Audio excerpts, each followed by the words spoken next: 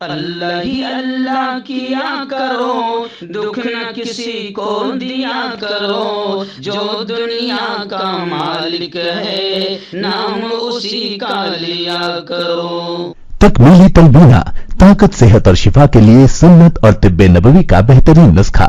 ناظرین، کیا آپ بھی خوشحال مالداروں کی طرح کامیاب بزنس کر کے ہزاروں اور لاکھوں روپے کمانا چاہتے ہیں؟ اگر آپ کی ہاں ہے تو آج ہی سے اپنے علاقے میں تکمیلی تلبینہ کا آسان بزنس کرنا شروع کریں اور چند ہی مہینوں میں کامیاب بزنس مین بننے کے طریقے بہترین تجربوں کے ساتھ سیکھیں۔ بزنس مین بننے کا یہ موقع کہیں آپ کے بھی ہاتھ سے چلا نہ جائے، اس لیے ابھی ہم سے رابطہ کریں۔ 9890963757 تکمیلی food products private limited, Malegaon, India. السلام علیکم ورحمۃ اللہ وبرکاتہ۔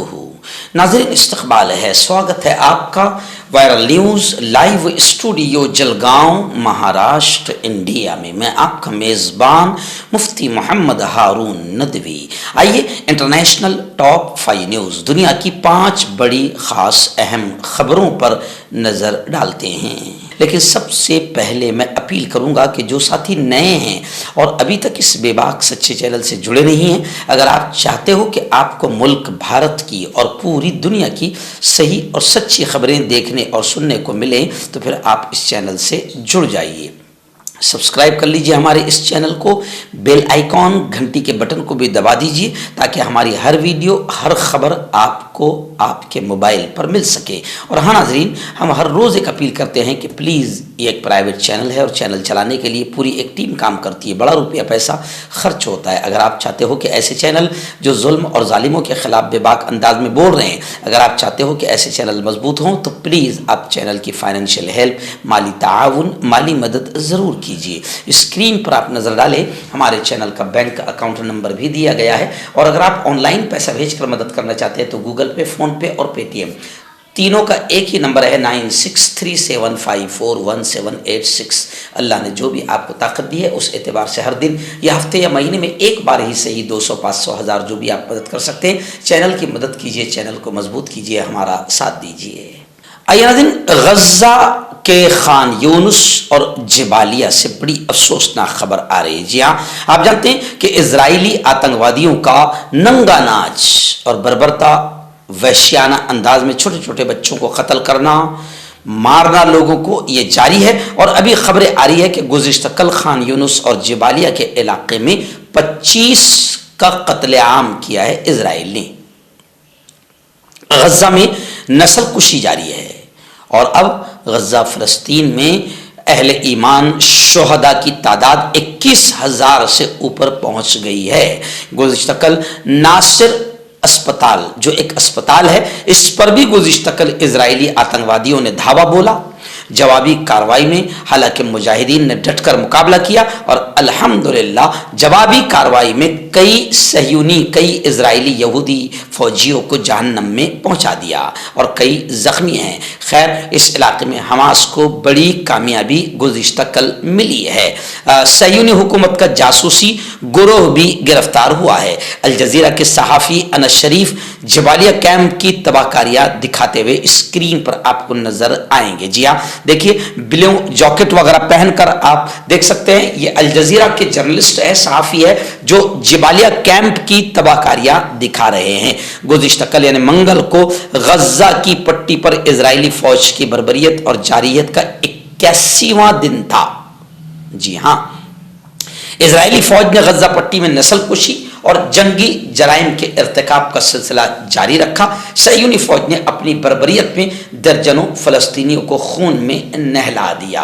خان یونس اور جبالیہ میں گزشتہ 24 گھنٹوں کے دوران اسرائیلی آتنکوادی فوجیوں نے 25 لوگوں کا قتل عام کیا، جس سے شہداء کی تعداد بڑھ کر اب 21,000 تک پہنچ گئی ہے اور 54,918 کے قریب اب زخمیوں کی تعداد پہنچ گئی ہے۔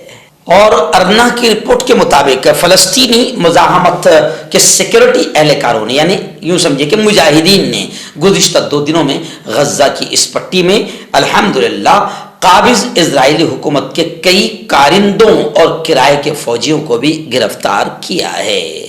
اور خبریں یہ بھی آ رہی ہے کہ الاقصی طوفان آپریشن کے دوران صہیونی جاسوسوں کی خطرناک معلومات اور دستاویزات بھی مجاہدین کو ملی ہے، جن میں ماضی میں صہیونی حکومت کے ساتھ تعاون کرنے والے تمام افراد کے نام بھی شامل ہے۔ ان جاسوسوں پر مشتمل ایک گروہ مزاحمتی سیکورٹی فورسز کے ہاتھوں گرفتار کر لیا گیا ہے۔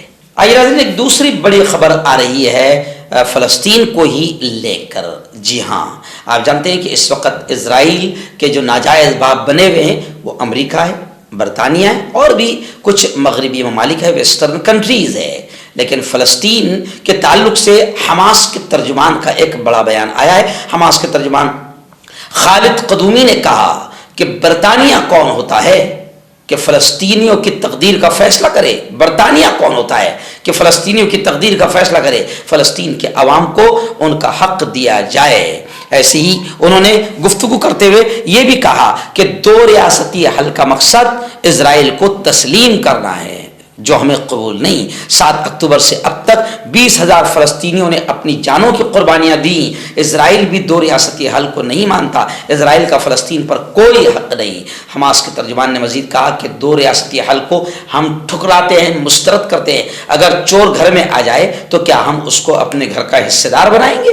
خالد قدومی نے یہ بھی کہا کہ محمد علی جناح نے بھی فلسطین کے 2 ریاستی حل کی مخالفت کی تھی، وہ OIC ناکام ہو چکی ہے۔ کیا مسلمان ممالک اسرائیل پر دباؤ نہیں ڈال سکتے کہ رفا گیٹ کو کھول دے؟ اس وقت 600 ٹرکوں کی ضرورت ہے، صرف 100 ٹرکوں کی اجازت دی جا رہی ہے۔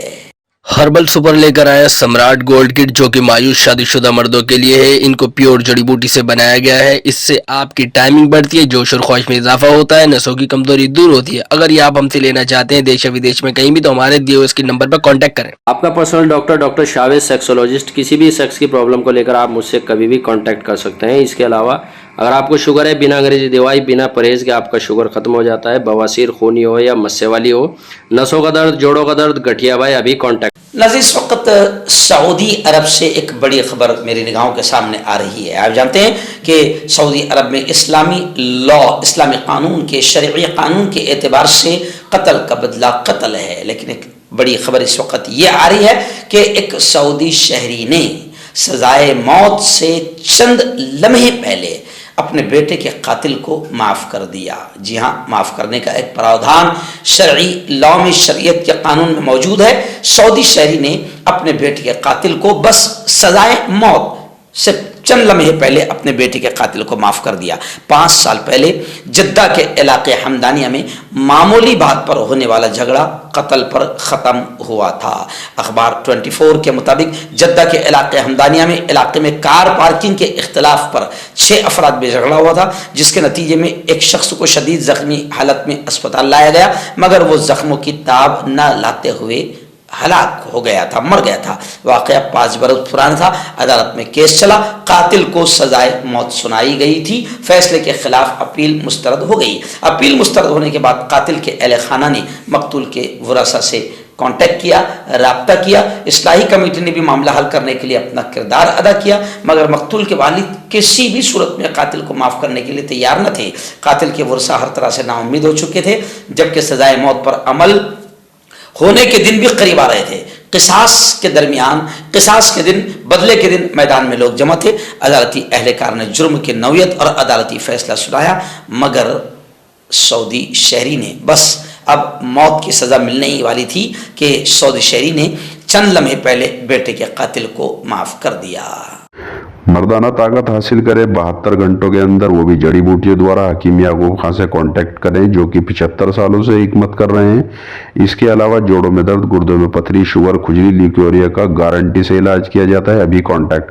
آئیے ناظرین، اس وقت ایک بڑی خبر آ رہی ہے۔ جی ہاں، اسرائیل جس طریقے سے بربرتا، وحشت، درندگی اور آتنکواد کا ننگا ناچ کر رہا ہے اور فلسطینیوں کے معصوم بچوں، عورتوں، بزرگوں، جوانوں کو، بے قصور عام انسانوں کو مار رہا ہے، اس کو لے کر پوری دنیا تو اسرائیل کے خلاف بول رہی ہے، لیکن خود اسرائیل میں بھی کچھ ایسے لوگ ہیں، اسرائیلیوں میں، جو اسرائیل کی اس حرکت اور بنجامن نتنیاہو کے خلاف آواز اٹھا رہے ہیں۔